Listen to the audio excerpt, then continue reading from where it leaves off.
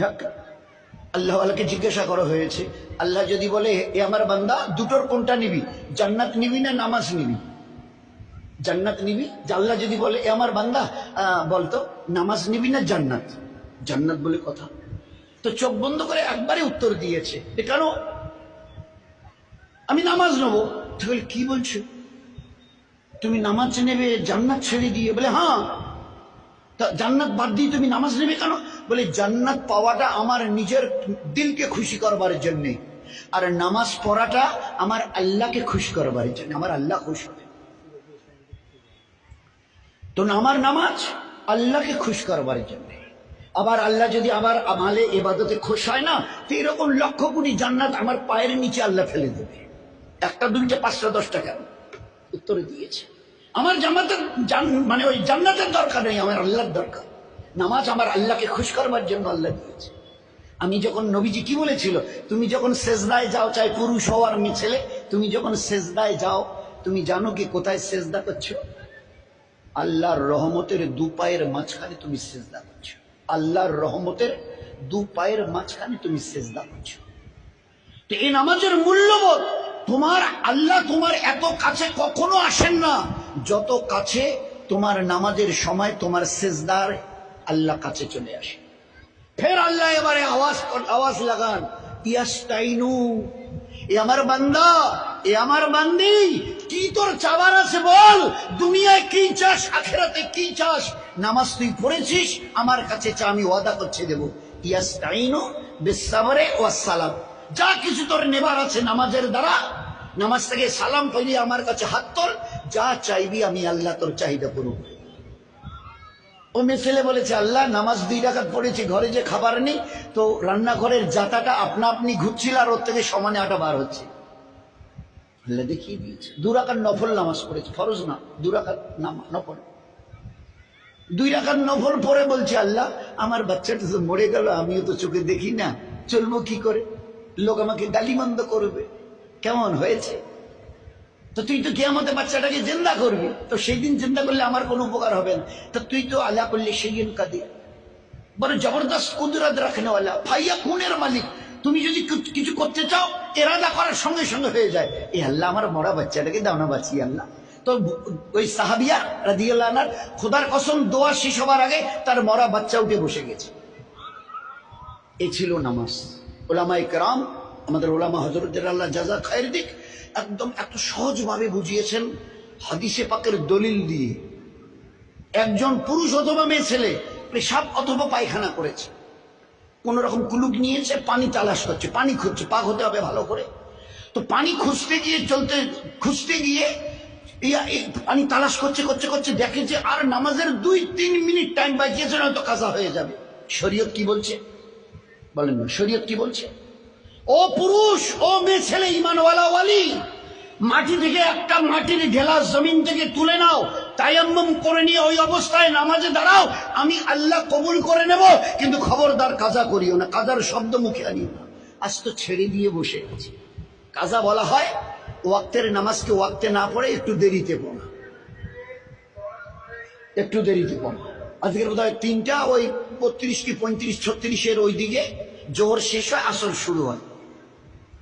তো 35 পর্যন্ত পড়লে জোহরের নামাজটা ও হিসেবে পড়া যেত। এবারে 3:36 আর পড়া যাবে না, 1 মিনিট পার হয়ে গেছে, কাজা পড়তে হবে।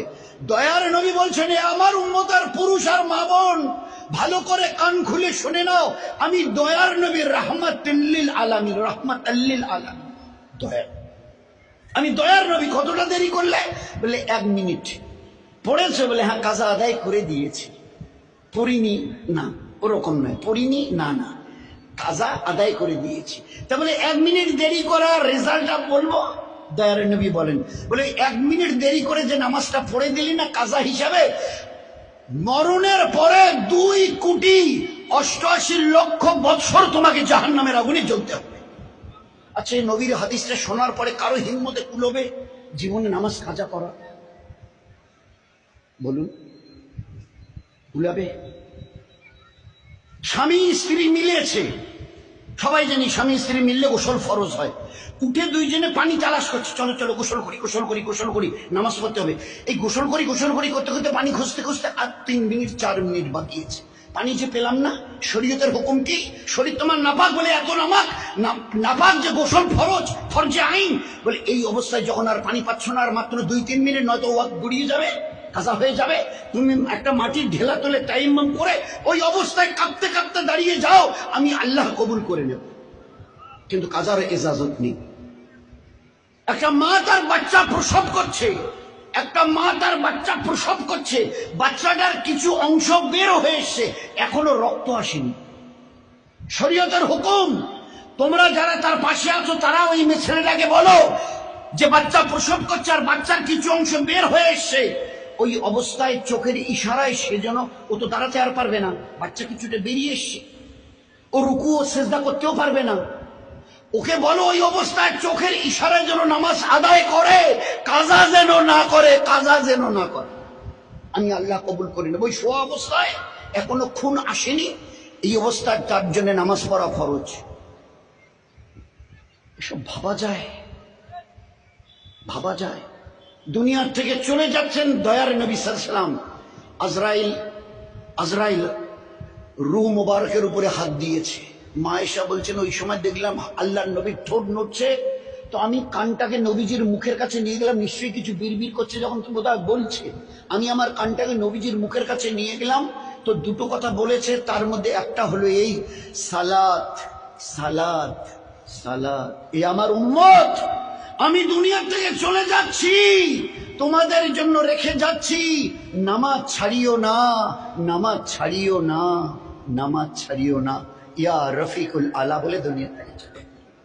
জীবনের শেষ মুহূর্তে এ আমার উম্মত, আমি চলে যাচ্ছি, তোমাদের জন্য রেখে যাচ্ছি, এ নামাজকে কখনো ছাড়িও না। সেই নামাজের অবস্থা কি বলেন? এই জন্য সবাই আমরা নিয়ত করি, আমাদের পুরো বাড়ির, পুরো টাড়ির, পুরো সমাজ আর জামাতের 10 বছরের উপরে পুরুষ এবং মা বোন যারা আছে 10-এর উপরে, আমরা যেন এক ওয়াক্তের নামাজ দোস্ত কাজা না করি। চেষ্টা করতে পারবো ইনশাল্লাহ ভাই? চেষ্টা করা যাবে? হ্যাঁ, চেষ্টা করি। হাত তুলে দেখাই, সবাই চেষ্টা করবো ইনশাল্লাহ ভাই? চেষ্টা যদি করি, পাক্কা যদি অন্তরে নিয়ত থাকে, আমি কসম দিয়ে বলতে পারি এক ওয়াক্তের নামাজ জীবনে আল্লাহ কাজা করাবে না। আমাদের সঙ্গে আল্লাহর ব্যবহার আমাদের নিয়তের উপরে।